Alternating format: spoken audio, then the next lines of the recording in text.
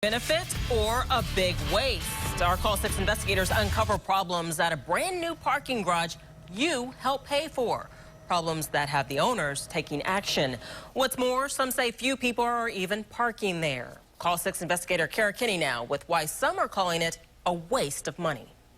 The Broad Ripple parking garage cost $15 million to build. The city shelled out $6.35 million of that. That money came from selling the city's parking meters to a company called ACS. It's the public's money that went into this garage, and we found it's often completely empty.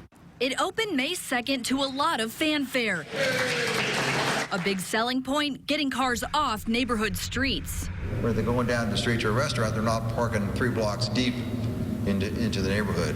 Fast forward 5 months, and we found people still parking in neighborhoods on Friday and Saturday nights instead of the publicly funded garage. Nick Browning lives on Guilford. Have you noticed a reduction in the number of cars parking on your street? Not at all. I've seen just as many as ever. We wanted to find out how many people are parking in this publicly subsidized space. So the Call 6 investigators requested parking figures from the city and the owner of the garage, but no one would provide those figures. So we counted cars at all hours of the day and night. Saturday, September 28th. The garage has 328 paid spaces. In our 2 dozen tests, the garage was 6% full on average. If you count just the peak times around 11 p.m. on Fridays and Saturdays, the garage was still 20% full on average. And there's an old expression, we tried to tell you so. Clark Kahlo was one of the vocal opponents to the garage and says it was never needed in the first place.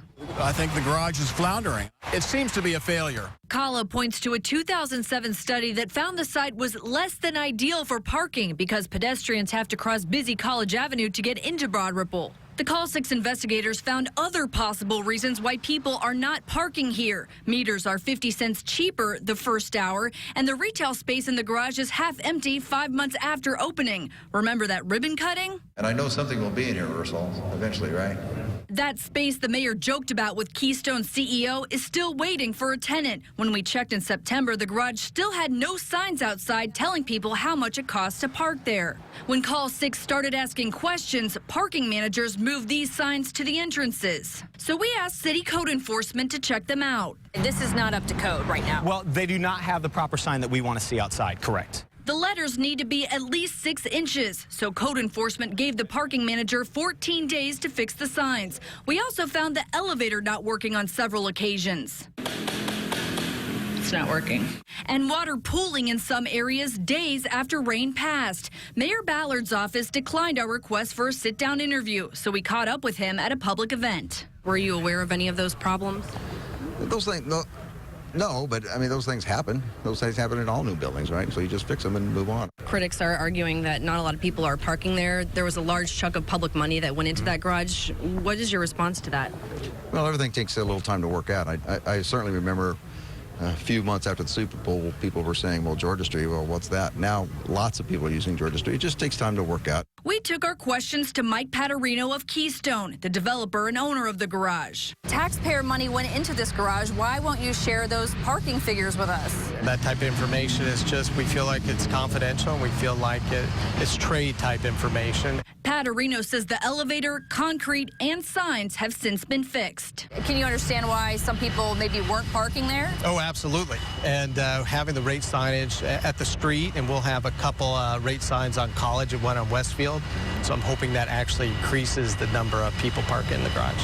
Even though the city forked over nearly $6.4 million, it gets none of the parking revenue. Just another reason why many people like Kashmir Johnston are still questioning whether this garage was a good idea. I think it's a waste of money, a waste of space.